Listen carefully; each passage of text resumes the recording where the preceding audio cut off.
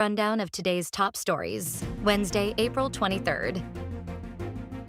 Cardinals set Pope Francis's funeral for Saturday morning, with public viewing starting on Wednesday.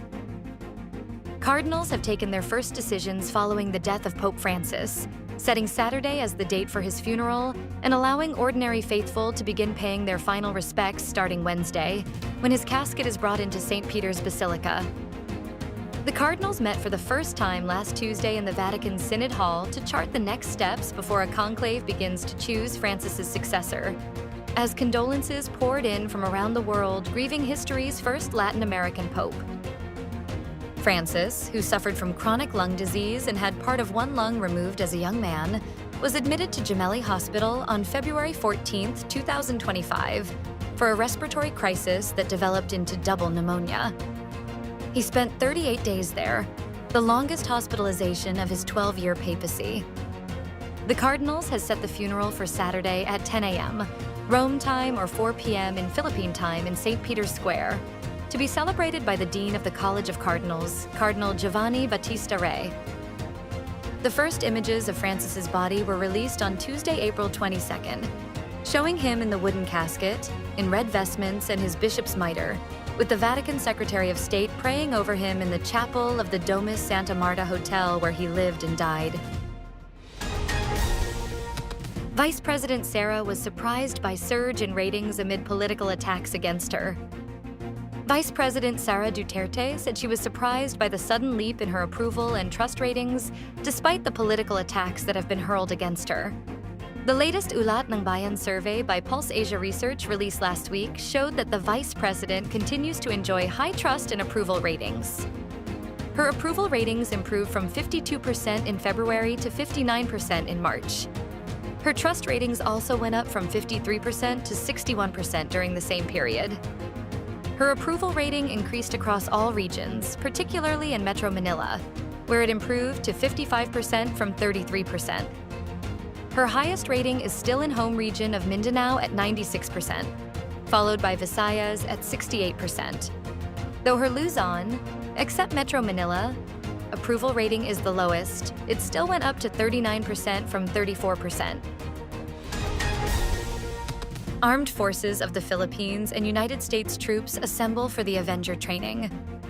Filipino and American soldiers teamed up together to train on the Avenger, not the superhero team featured in the epic Marvel movie, but the powerful short-range air defense missile system from the United States.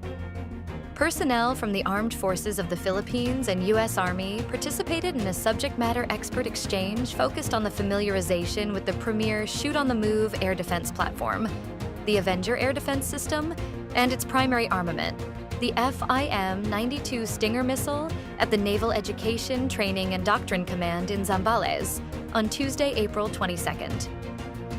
The SMEE on the Avenger missile system was part of this year's iteration of the Balikatan exercises. The Avenger is a highly mobile, short-range air defense system, which integrates 8 ready-to-fire Stinger missiles mounted on a Humvee 4-wheeled military vehicle. It provides rapid target engagement against low-flying aircraft, helicopters, and unmanned aerial systems. Meanwhile, the Stinger missile is known for its infrared homing guidance and fire-and-forget capability, which means it can be launched, and the missile will autonomously track and destroy its target without further input from the operator after launch. The Stinger missile allows operators to quickly neutralize aerial threats with high precision. Hot weather to continue while no significant rainfall expected in next 2 to 3 days, according to Pagasa. The Philippine Atmospheric, Geophysical, and Astronomical Services Administration on Wednesday, April 23rd, said the country will continue to experience hot weather, with little to no chance of significant rainfall over the next 2 to 3 days. Pagasa weather specialist Loriedin de la Cruz Galicia said that while most of Luzon and the Visayas will generally see clear skies, parts of Mindanao, particularly in the southern portion, will be affected by the Intertropical Convergence Zone.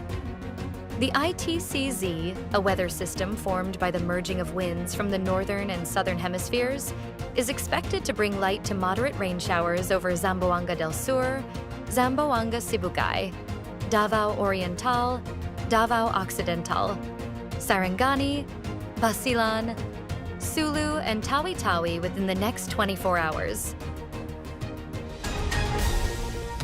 China reveals new team of astronauts for space station launch. China announced Wednesday the members of a 3-person crew that will be launched to its space station as part of its growing exploration of space. The Shenzhou 20 mission's astronauts are Chen Dong, Chen Zhongri, and Wang Jie Linqigang, Deputy Director General of China Manned Space Agency. They will replace 3 astronauts currently on the Chinese space station. Like those before them, they will stay there for roughly 6 months.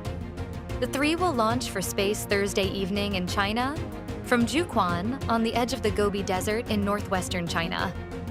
The 3-person crew were sent in October last year and have been in space for 175 days, said Lin.